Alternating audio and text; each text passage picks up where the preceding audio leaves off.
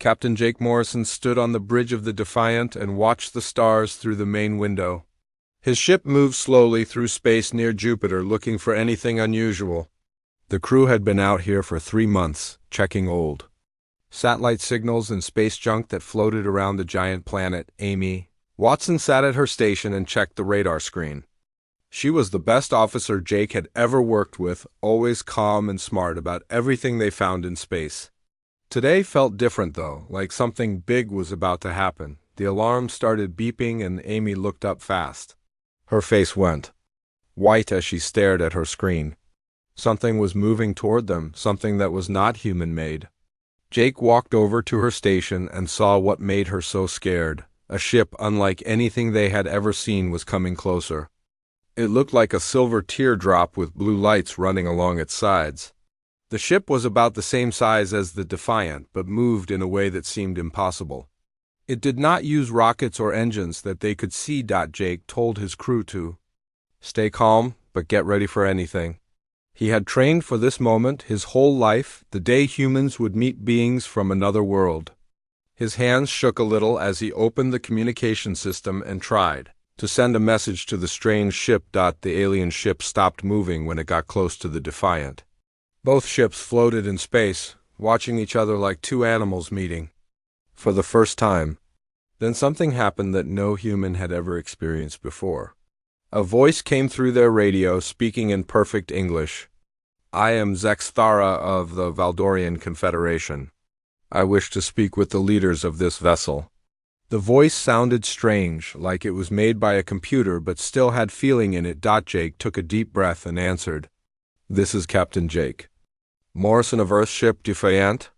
We come in peace and want to learn about your people." There was a long, quiet moment before Zexthara spoke again. "Earth people. Yes, we have heard stories about your world. I must see what kind of beings you are." Amy worked fast to set up a video connection between the two ships. When the screen turned on, they saw their first alien. Zexthara looked like a tall, thin person, but with gray skin and large black eyes. He wore a white uniform with strange symbols on it. Jake wanted to show that humans were friendly, so he asked Amy to prepare some information about Earth. She put together pictures and videos that showed human cities, space exploration, and daily life. She thought this would help the alien understand that humans were peaceful, but when Amy showed the videos, something went wrong. The footage included rocket launches from space centers, and Zexthara saw these as weapons being tested. When Amy showed him satellites around Earth, the alien thought these were military stations ready for war. "Your species has many weapons pointed at space," Zexthara said, his voice getting colder. "These rockets you show me, they are for attacking other worlds." Jake tried to explain that the rockets were for exploration, not war. "We use these ships to learn about space and visit other planets. We want to explore and make friends with other life forms." Amy added more videos showing human sports and competitions. She hoped this would show how humans could compete without hurting each other. But Zexthara saw football, boxing, and racing as training for combat. He watched humans running, jumping, and fighting in games and thought this was how they prepared their warriors. "Your people train constantly for battle," the alien said. "Even your young ones practice fighting and warfare. This is not the behavior of a peaceful species." The more Jake and Amy tried to explain human culture, the more worried Zexthara became. When they showed him pictures of human cities with tall buildings and busy streets, he saw military bases and training grounds. When they showed him factories and machines, he thought these were weapons makers. Jake felt helpless as he watched the alien become more and more afraid of humanity. Everything they showed him to prove humans were peaceful, Zexthara saw as proof that humans were dangerous. The cultural gap between their species was too wide to cross in one meeting. "I have seen enough," Zexthara finally said. "Your people are exactly what the old stories warned us about. You are a predator species that will spread across the galaxy and destroy everything in your path." Before Jake could say anything else, the alien ship started to move away. Zexthara cut off the communication and his ship disappeared into the darkness of space. Leaving the human crew alone with their confusion and fear, Amy looked at Jake with tears in her eyes. We tried to show him the best of humanity, but somehow we made everything worse. Jake stared out at the empty space where the alien ship had been. He knew that this first contact would change everything for both species, but not in the way anyone had hoped. Somewhere out there, Zextara was carrying a message about Earth that would bring consequences no human could imagine. Zextara's ship moved through the dark space between stars, carrying him back to his homeworld of Kethmore.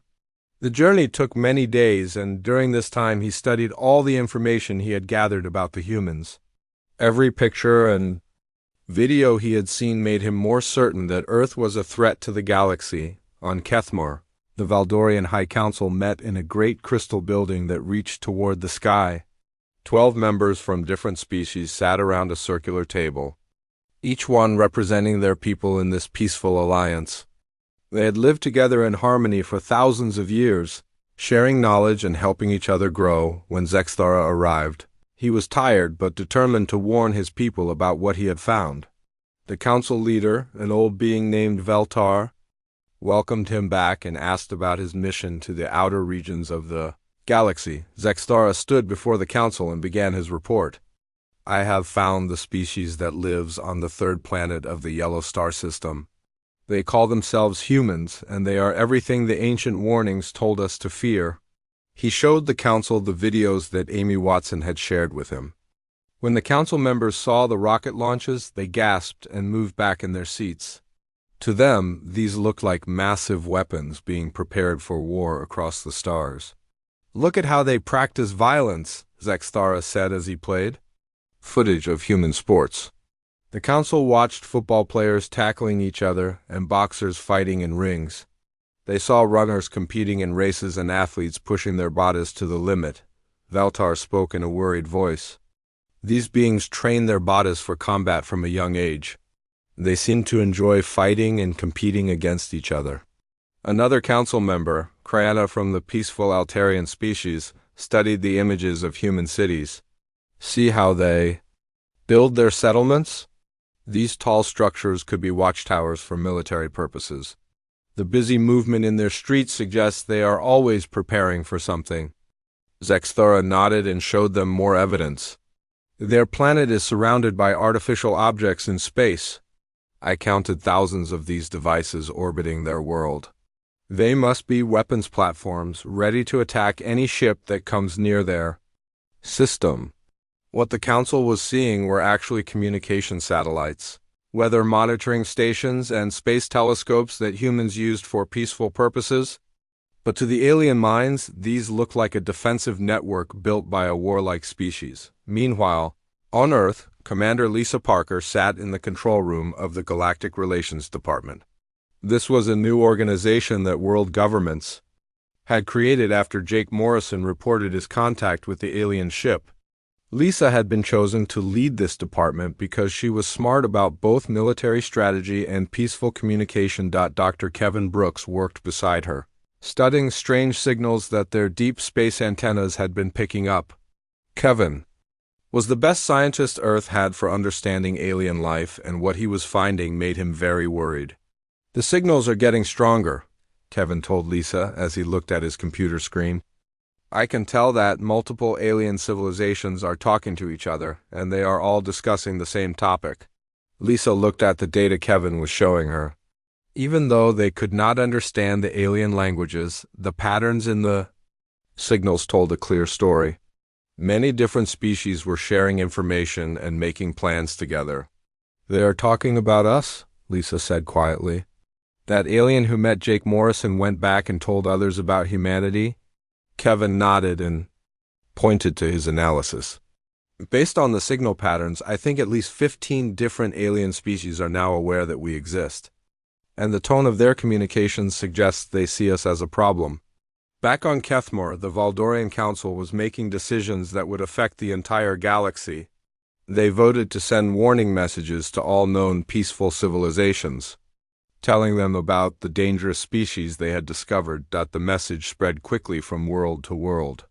The Nexari, who lived in the crystal cities of the Andromeda region, received the warning and immediately began building defensive shields around their planets.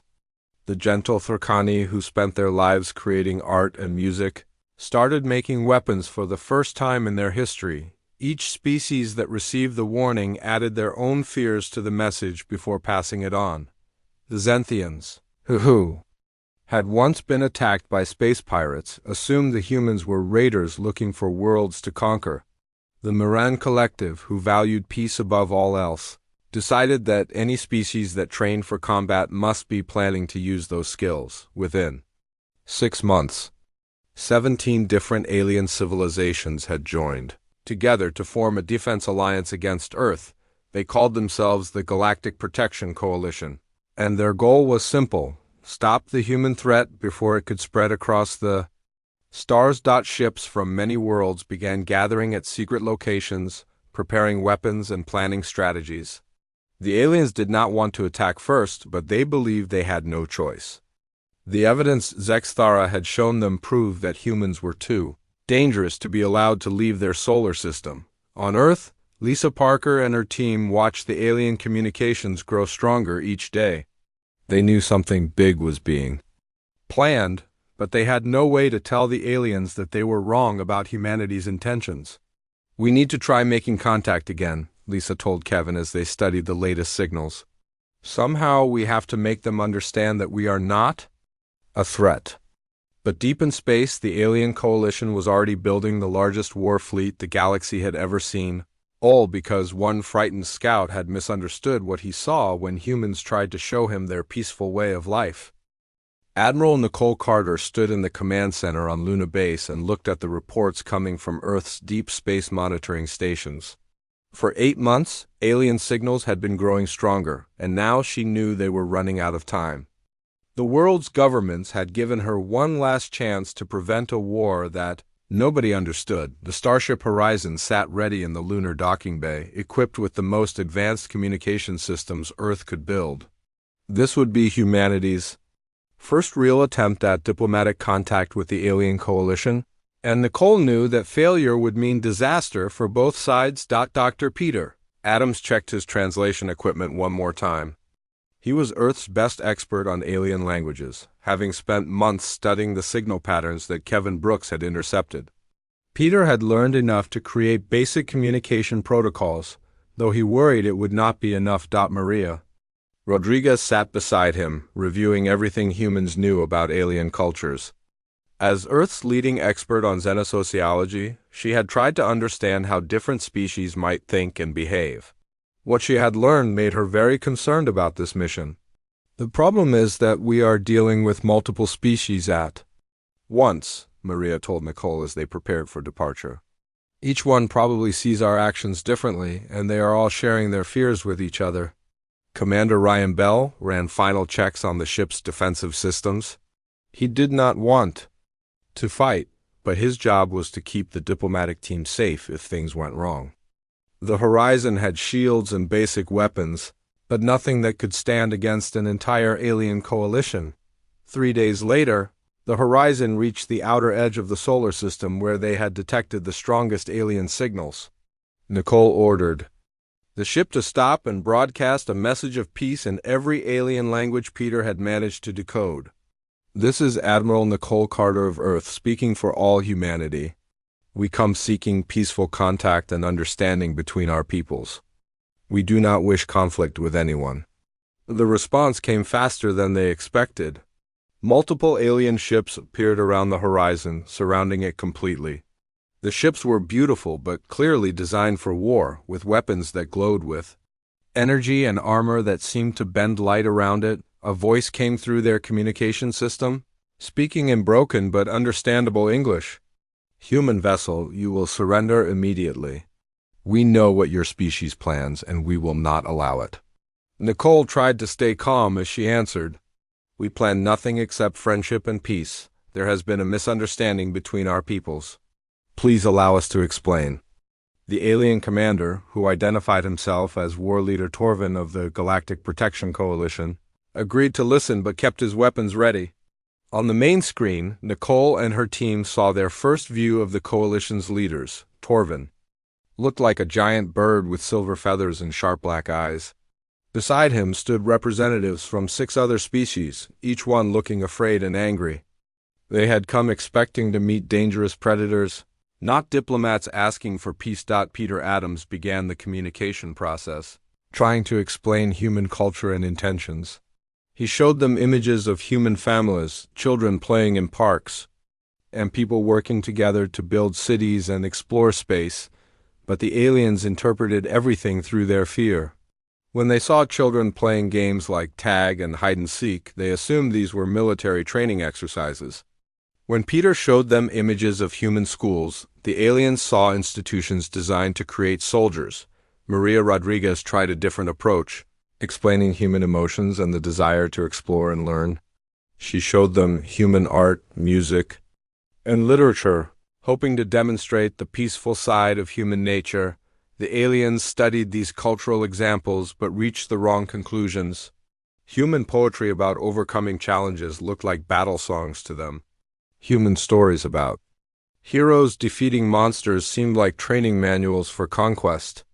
Even human music, with its powerful rhythms and emotional intensity, sounded like war chants. "Your people celebrate violence and conflict," Torvin said, his voice filled with disgust. "Every aspect of your culture prepares your young for warfare. You cannot deceive us with false words of peace." Nicole felt desperate as she watched the diplomatic mission failing. "Please, you have to understand.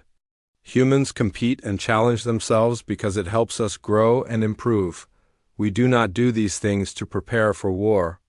Another alien leader, a creature that looked like a walking crystal formation, spoke up. "Then explain why your planet is surrounded by weapons platforms.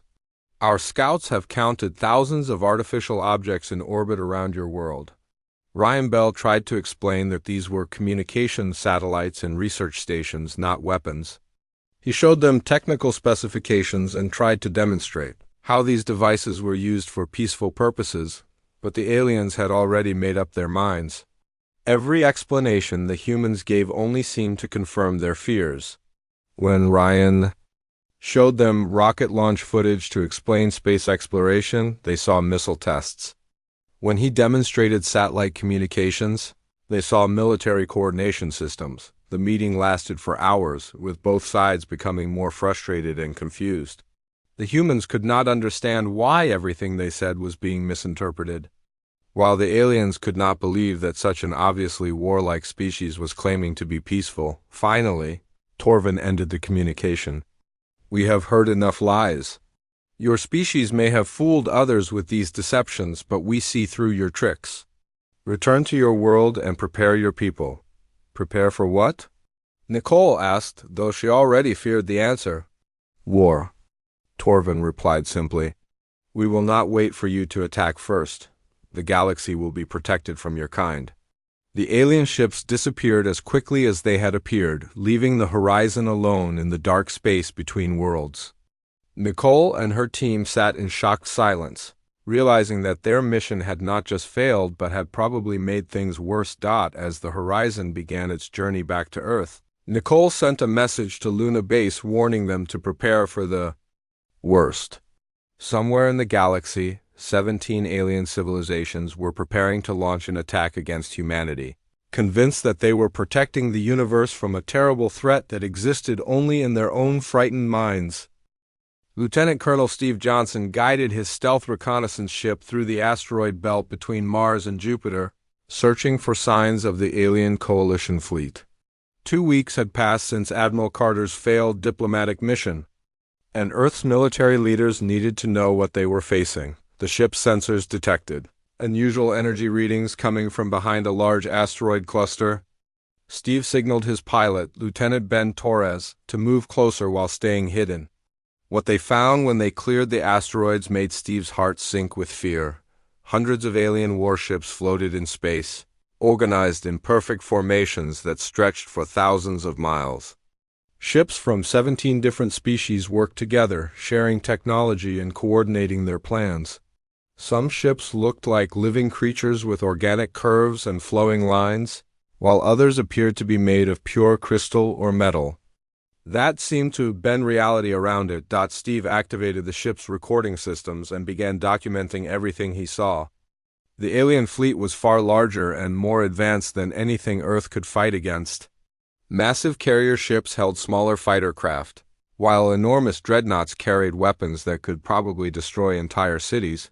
But what shocked Steve the most was how the aliens were preparing for war. They had built special weapons designed specifically to counter what they believed were human advantages. Energy shields that could stop kinetic projectiles, electronic warfare systems to disable human computers, and boarding pods designed to capture human ships. "They have been planning this for months," Steve whispered to Ben as they watched alien engineers modifying their weapons. "Every piece of equipment they are building is meant to fight us specifically." Back on Earth, Dr. Rachel Green sat in her laboratory at the Human Behavior Research Institute, studying all the information they had gathered about the alien coalition. Rachel was a behavioral psychologist who specialized in understanding how different cultures thought and acted. As she reviewed the communication transcripts from Admiral Carter's mission, Rachel began to see patterns that others had missed. The way the aliens spoke, the fears they expressed, and the conclusions they reached all pointed to something important about their psychology. Rachel called Commander Lisa Parker and asked for a meeting. When Lisa arrived at the lab, Rachel showed her a detailed analysis of alien behavior patterns. "I think I understand why they are so afraid of us," Rachel said, pointing to charts and graphs on her computer screen. "Every species in their coalition appears to have evolved from prey animals or peaceful herbivores. Their entire civilization is based on cooperation and avoiding conflict." Lisa studied the data Rachel had compiled. "You mean they naturally fear predator species like humans?" Rachel nodded. "Exactly. Humans evolved as persistence hunters on a dangerous planet. We developed traits like competitiveness, adaptability, and problem-solving skills because we needed them to survive. But to species that evolved to avoid conflict, these same traits look like the characteristics of a perfect killing machine." The irony was becoming clear to both women. Humans were not feared for being aggressive or violent, but for being too competent and successful. Every positive human trait looked threatening to species that had never needed to fight for survival. "When they see human sports, they do not see games," Rachel explained. "They see a species that enjoys testing itself against challenges. When they see human cities, they do not see civilization. They see a species that can organize itself efficiently for any purpose, including war." Meanwhile, Steve Johnson's reconnaissance mission continued to reveal more disturbing information. The alien coalition had not just built a fleet. They had created an entire war machine designed around their understanding of human psychology. The aliens believed that humans were master strategists who would use deception and cunning in battle. So they had developed communication systems that could not be hacked or intercepted. They thought humans would try to divide their alliance, so they had created unbreakable unity protocols between their species. Most importantly, the aliens assumed that humans would show no mercy in combat. This belief led them to prepare for total war, with weapons designed to completely destroy human civilization rather than just defeat their military forces. Steve watched in horror as alien engineers tested planet-killing weapons on small asteroids, turning solid rock into glowing plasma in seconds. The aliens were not preparing for a battle, they were preparing for the complete elimination of humanity. "We need to get this information back to Earth immediately," Steve told Ben as they finished their surveillance mission. "The alien fleet will be ready to attack within days." But as their ship began the journey home, Steve realized the terrible truth about their situation. The more competently humans defended themselves, the more the aliens would believe they had been right to attack first. Every human victory would confirm alien fears about human military capability. Dr. Rachel Green had reached the same conclusion in her laboratory on Earth. She sent an urgent report to all military commanders, warning them about the psychological trap they were falling into. "If we fight back too effectively, we will prove their point," Rachel wrote in her report. "But if we do not defend ourselves, they will destroy us anyway." We are caught in a situation where our greatest strengths have become our greatest weaknesses. Lisa.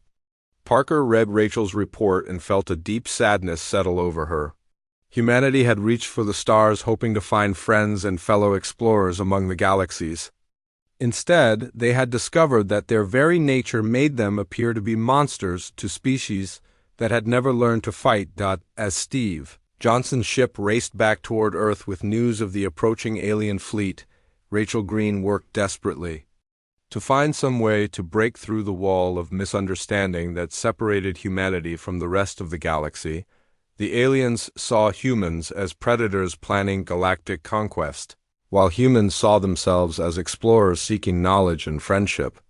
Both sides were preparing for a war that neither actually wanted. Driven by fears and misunderstandings that seemed impossible to overcome, time was running out. And somewhere in the space between Mars and Jupiter, hundreds of alien warships began moving toward Earth, carrying weapons designed to end the human threat once and for all.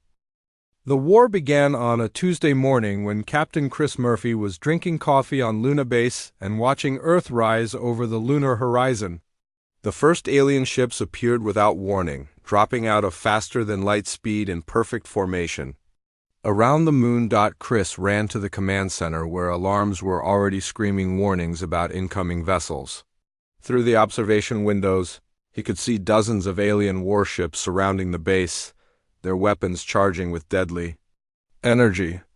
"All stations prepare for combat," Chris announced over the base communication system. "This is not a drill. We are under attack by hostile alien forces." The aliens had decided to strike at Luna Base first because they believed it was humanity's primary military command center. In reality, it was mostly a research facility and communication hub, but the aliens saw the large antennas and defensive systems as proof of its military importance. Colonel Janet Davis coordinated Earth's defensive response from the command bunkers deep beneath Colorado. She had been expecting this attack since Steve Johnson returned with his reconnaissance report, but seeing it actually happen still shocked her. "All Earth defense fleets move to intercept," Janet ordered. "Protect the civilian population at all costs, but remember what Dr. Green told us about not appearing too aggressive." This created an impossible situation for human forces. They needed to defend their homes and families, but every successful defensive action would convince the aliens that humans were as dangerous as they believed. On Luna Base, Chris Murphy tried to open communication with the attacking alien fleet. "Alien vessels, this is Captain Murphy of Luna Base. We are a peaceful research facility. Please respond and tell us why you are attacking." The alien commander who answered was War Leader Torvin, the same being who had spoken with Admiral Carter weeks earlier. "Human commander, your deceptions will not work. We know this base controls your war fleet. Surrender now, and your death will be quick." Chris felt confused and frustrated by the alien's words. "We have no war fleet. This base is used for scientific research and communication with Earth. We are not your enemy." But Torvin had already seen the defensive weapons that protected Luna Base from space debris and asteroids. To him, these looked like military fortifications designed to protect a strategic command center. The first battle lasted 6 hours, with human forces trying to defend themselves while also attempting to communicate with their attackers. The aliens fought with brutal efficiency, using weapons that turned Luna Base's protective domes into burning plasma. Chris and his crew managed to evacuate most of the civilian researchers before the base was destroyed.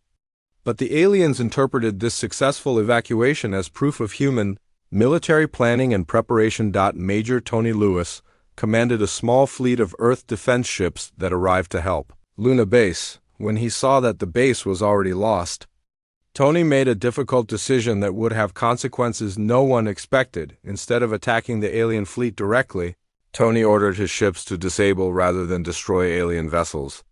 He hoped that showing mercy might convince the aliens that humans were not the monsters they believed them to be. Tony's ships used electromagnetic pulse weapons to shut down alien systems without killing the crews inside. Within 2 hours, they had disabled 3 alien warships and captured dozens of alien soldiers, but the aliens saw Tony's mercy as something much more sinister.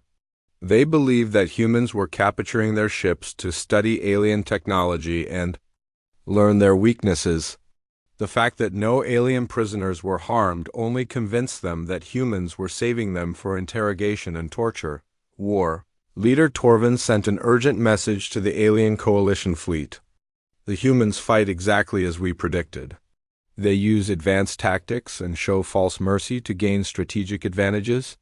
Our intelligence about their nature was correct. The war spread quickly throughout the solar system as more alien fleets arrived to join the attack. Human forces found themselves fighting battles near Mars. In the asteroid belt and around the outer planets, Colonel Janet Davis watched the reports coming in from all fronts and realized that humanity was losing badly. The alien coalition had superior numbers, better technology, and complete unity of purpose. Worse, every tactical success by human forces seemed to make the aliens more determined to destroy them. "We are fighting a war against fear itself," Janet told her staff officers during a strategy meeting. "The aliens are not just trying to defeat us, they are trying to eliminate what they see as a threat to the entire galaxy." The most devastating battle occurred near Mars when the alien fleet attempted to destroy the human colonies on the planet's surface. Commander Bill Harris led the defense of New Shanghai Colony with only 12 ships against an alien force of over 100 vessels. Bill and his crew fought with desperate courage, using every trick and strategy they could think of to protect the million civilians living in the Martian cities. They used the planet's moons for cover, hid behind asteroid debris, and coordinated their attacks with precision timing against all odds. Bill's small fleet managed to drive off the alien attack and save the colony. The human pilots had shown incredible skill, bravery, and tactical intelligence in their victory, but to the aliens watching the battle, this impossible victory proved everything they had feared about humanity. A species that could defeat a force 10 times their size with such effectiveness was clearly the most dangerous predator the galaxy had ever produced. Zexthara, the alien scout who had started this entire conflict with his first report about humanity, watched the battle recordings with growing certainty that he had been right to warn the galaxy about Earth. "Look how they fight," Zexthara told his fellow Valdorians. "They turn our own tactics against us and win battles they should lose. They capture our ships instead of destroying them because they want to learn our secrets. This is exactly the behavior we expected from a predator species." As the war continued, both sides became trapped in a cycle of misunderstanding that made peace seem impossible. The more bravely humans fought to defend their families and homes, the more convinced the aliens became that humanity was everything they had feared. The aliens began preparing their final solution, a massive assault designed to destroy Earth itself and end the human threat forever. They convinced themselves that this terrible action was necessary to protect every other species in the galaxy from humanity's eventual expansion and conquest. But somewhere in the chaos of battle, an event was about to occur that would change everything both sides believed about this war. The moment that changed everything happened during a battle near Earth's orbital platforms when Zexthara's ship was damaged by debris from an exploding alien vessel. His life support systems failed, and his ship began drifting helplessly toward Earth's atmosphere. Dr. Don Parker, commanding the defense platform Guardian 7, saw the alien ship in distress and faced a choice that would affect both species forever. He could let the ship burn up in Earth's atmosphere, or he could risk his own crew to save an enemy who had come to destroy his world. Dan chose to save Zexthara, using the platform's rescue systems. Dan's crew managed to capture the alien ship and bring Zexthara aboard their station. The alien scout who had started this war was now a prisoner of the very species he had warned the galaxy to fear. Dr. Susan Wright, a xenopsychologist working on the platform, was called to communicate with the captured alien. Susan had studied Dr. Rachel Green's research about alien psychology and understood how different species might think about human behavior. When Susan first met Zexthara in the station's medical bay, she saw a being who was terrified and confused. The alien had expected to be tortured or killed, but instead found himself being treated by human doctors who were trying to heal his injuries. Why do you help me? Zexthara asked Susan in his strange, computer-like voice. I came here to destroy your world. Susan sat down beside the alien's bed and spoke gently. Because you are hurt and need help. That is what humans do when someone is in trouble, even if that someone is our enemy. Over the following days, Susan spent hours talking with Zexthara and learning about his people and their fears. She discovered that the Valdorians had never experienced war or conflict in their history. They had evolved on a peaceful world where cooperation was the key to survival. Your species frightens us because you are everything we are not, Zexthara explained. You are strong where we are weak, aggressive where we are passive, and successful where we struggle. To us, you seem like the perfect predator. Susan began to understand the depth of the misunderstanding between their species. She showed Zexthara real human culture, not through videos or pictures, but by letting him observe human behavior directly. The alien watched human medical staff working together to save wounded soldiers from both sides of the conflict. He saw human families visiting their injured loved ones, bringing food and comfort. He observed human children playing in the station's recreation areas, laughing and learning together. Most importantly, Zexthara witnessed human grief and compassion.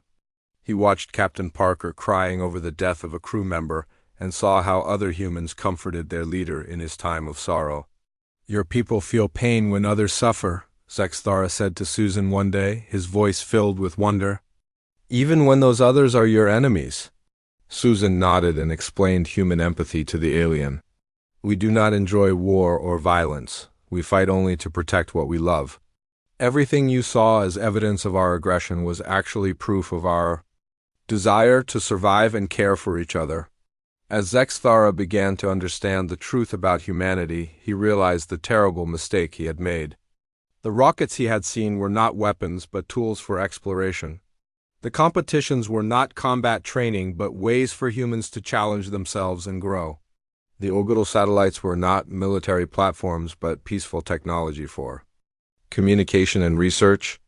I have caused this war through my ignorance and fear, Zexthara told Susan, his voice heavy with guilt.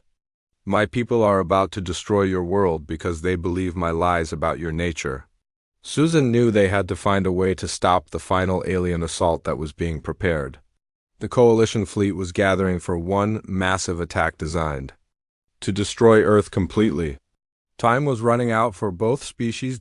Captain Alex Turner, commanding the diplomatic vessel New Horizon, volunteered to escort Zexthara back to the alien fleet. It was a dangerous mission because the aliens might think that Zexthara had been brainwashed or that this was some kind of human trick. When they reached the Coalition fleet, Zexthara faced the most difficult moment of his life. He had to admit to his own people that everything he had told them about humanity was wrong. I have lived among the humans and seen their true nature, Zexthara announced to the assembled alien leaders. They are not the predators I described. They are explorers and builders, just like us. War leader Torvin accused Zexthara of being corrupted by human influence. They have poisoned your mind with their deceptions.